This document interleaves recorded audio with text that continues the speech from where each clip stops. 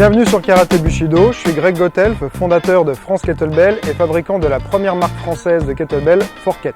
Aujourd'hui, je vous fais découvrir les kettlebells et comment les utiliser plus spécifiquement pour les combattants. Les kettlebells ont été remis au goût du jour par Pavel Tsatsouline, un Russe vivant aux États-Unis. C'est un outil vraiment formidable pour la préparation physique et plus spécialement pour les sports de combat. Les kettlebells sont d'origine russe et des grands combattants comme Fedor les utilisent régulièrement dans leur entraînement. Alors une kettlebell, c'est quoi? C'est une boule de poids variable avec une poignée excentrée. L'intérêt par rapport à une haltère classique, c'est que le centre de gravité est excentré, donc à poids égal, ça va être beaucoup plus dur à manipuler.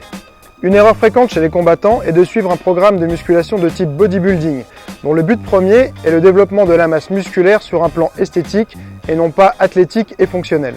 Les kettlebells sollicitent les chaînes musculaires et donc le corps dans son ensemble, ce qui est essentiel pour les sports de combat.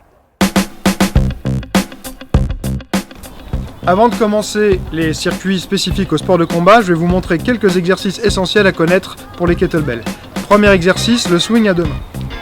On absorbe la descente et on renvoie la force en générant de la puissance. C'est un mouvement qui doit travailler vraiment les hanches, les chaînes postérieures, ischio, fessiers, lombaires et les abdominaux en stabilisation. On va mettre les fesses vers l'arrière, aucun mouvement de la colonne vertébrale, donc quand je suis comme ceci, j'ai pas d'arrondi en bas du dos, mon dos reste fixe, je vais mettre les fesses vers l'arrière comme si je me préparais à faire un saut vers l'avant. Je ramène la kettlebell entre les jambes et là, je fais une extension des hanches qui va me permettre de soulever la kettlebell grâce aux chaînes postérieures et aux hanches et non pas avec mes bras comme ça. Donc si on voit la kettlebell qui est comme ça vers le bas, là c'est qu'on est en train de soulever. Normalement la kettlebell on peut même ouvrir les mains. C'est vraiment la force générée par les hanches qui va permettre de lever la kettlebell. Les hanches jouent toujours un rôle très important dans tous les sports, mais dans les arts martiaux, les sports de combat encore plus, que ce soit pour frapper avec le poing, frapper avec les jambes, un genou, ce qu'on veut, on va avoir toujours besoin de générer de l'explosivité, de la puissance avec ses hanches. C'est pour ça que le swing, c'est vraiment le premier mouvement de base à apprendre, mais qui va être tout de suite dans le thème des sports de combat. Deuxième exercice, c'est le même, mais à une main, le swing à une main. Donc on va prendre la kettlebell,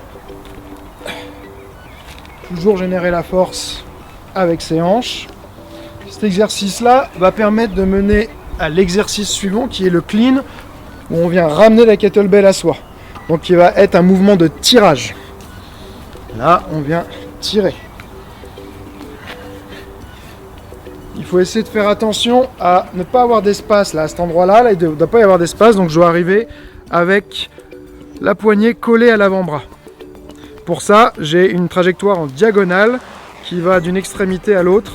Une fois qu'on est dans cette position, on a tous les exercices de pousser, donc d'épauler. Je vais pouvoir faire le press, comme ceci. Ensuite, on a le push press qui est la même chose, mais avec une impulsion au niveau des jambes. Je vais fléchir et me servir de cette impulsion pour soulever plus facilement la kettlebell. Le dernier exercice est vraiment excellent pour les sports de combat parce qu'il travaille le transfert de force du bas du corps vers le haut du corps. Donc en push press, on va réussir à générer de la puissance avec une impulsion qui va venir se répercuter sur le bras et permettre de soulever plus lourd. Donc dans les sports de combat, ça va se traduire par un meilleur impact, une meilleure explosivité, meilleur impact sur une frappe avec un pivot par exemple de la hanche, le pied ici. Après avoir fait beaucoup de push press, si je passe au sac, j'aurai une meilleure explosivité. Pour les circuits sports de combat, on va prendre un protocole qui permet de s'adapter à tous les niveaux. Chaque partie va durer 1 minute. En fonction du niveau, on va avoir un repos qui va pouvoir durer de 45 secondes à 5 secondes. Donc c'est-à-dire qu'on va avoir par exemple 15 secondes de travail, 45 secondes de repos. Ensuite, si on progresse, on va pouvoir passer à 30 secondes de travail, 30 secondes de repos. Et en augmentant comme ça progressivement jusqu'à essayer d'arriver à 55 secondes de travail pour 5 secondes de repos. Ce premier parcours est orienté boxe. On va travailler l'endurance musculaire des jambes parce que c'est ce qui lâche souvent en premier en combat. On va aussi travailler la rotation avec du gainage bien actif pour permettre d'avoir des actions qui vont être plus explosives, plus puissantes, et la stabilité des appuis.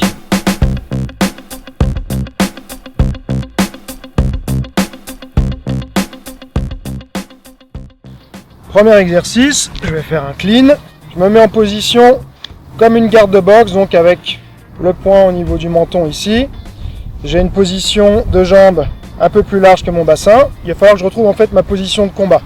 Je vais venir faire un pivot avec un direct, pivoter de l'autre côté, revenir.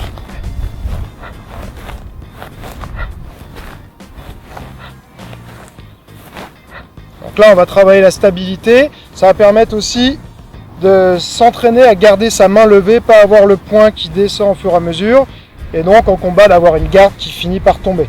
Après, on peut le refaire une autre fois, par exemple plus en dynamique, pour essayer de faire le transfert de ce qu'on vient de faire vers ce qu'on recherche en combat.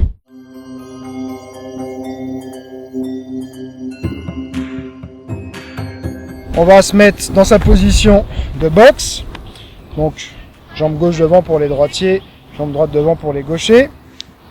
On va à nouveau dans la position de boxe avec la pointe de pied ici derrière, on a le talon levé. Faire un clean. Là, je vais travailler un mouvement de crochet du bras avant. Donc, je viens reposer mon talon derrière, pivoter sur la jambe avant, revenir, descendre.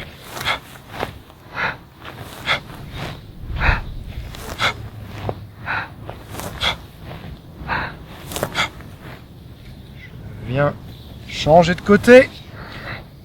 Là, pivot, retour de face, on descend. Là, c'est ce qu'on appelle les Tyson squats. C'est un squat en position de boxe. Hop, je remonte, pivot.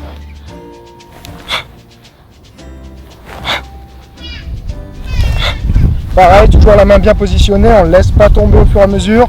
Comme ça, on s'entraîne à avoir la garde qui reste en place.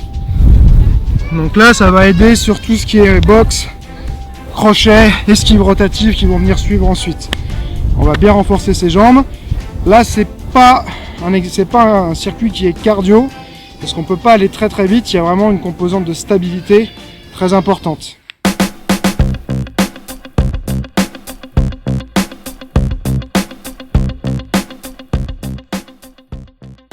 Exercice suivant, cette fois on clean avec le bras avant. La position de garde bien levée. Je vais venir faire un cross, donc un direct du bras arrière. Revenir pivoter, descendre en Tyson squat et recommencer le mouvement en boucle.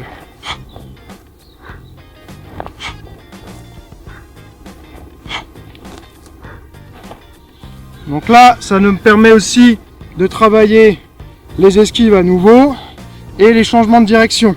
Par exemple, si j'ai fait un jab cross et que je vais vouloir venir décaler par ici pour remiser à nouveau, là ce mouvement va m'aider à améliorer l'explosivité du changement de direction. 1, 2, là, 1, je change et je peux refrapper à nouveau. Donc là,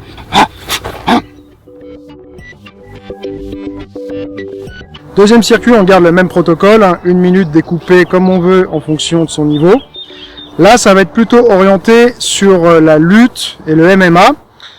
Renforcer ses jambes et améliorer la capacité à se relever quand on est par terre. Donc, je vais commencer par un clean. Venir me mettre à genoux. Me relever. Et refaire un clean. Une jambe, puis l'autre. On inverse et on se relève. Hop. Ok, donc ça va aider par exemple sur la lutte pour quand on va rentrer dans les jambes, par exemple pour un single leg ou un double leg, qu'on descend, on vient là, rentrer, hop, avoir la jambe qui va passer rapidement devant et une bonne force pour venir soulever ou se relever rapidement. Donc je suis là, je viens descendre, chercher vers l'avant, hop, et là, me relever, que ce soit pour un double leg sur le côté, soulever ici, en single leg sur une jambe, je vais venir là, descendre, 1, 2, tirer par exemple. Il y a plein d'applications Souvent c'est le moment, la phase un petit peu difficile, c'est on est descendu et on a du mal à se relever, à avoir la force, générer de la force pour se relever. Ensuite, ça aide aussi à corriger un défaut fréquent sur les entrées dans les jambes, qui est de se pencher vers l'avant. C'est-à-dire que si je suis là, il faut que je fasse attention à pas me retrouver à plonger comme ça vers l'avant, mais à bien faire un changement de niveau en gardant le buste droit et ensuite venir rentrer là, d'accord, pour mes saisies. Donc ne pas chuter vers l'avant. Là avec la kettlebell, je peux pas chuter vers l'avant.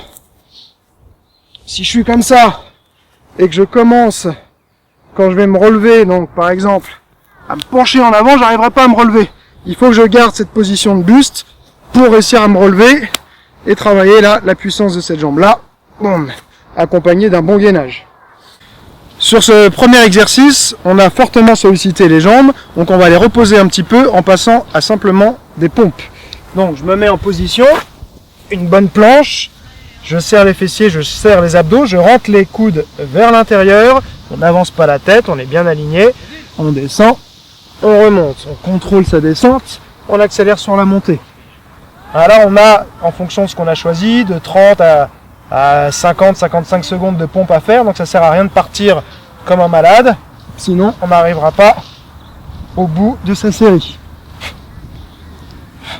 Troisième exercice, on va prendre la kettlebell, faire un clean à nouveau.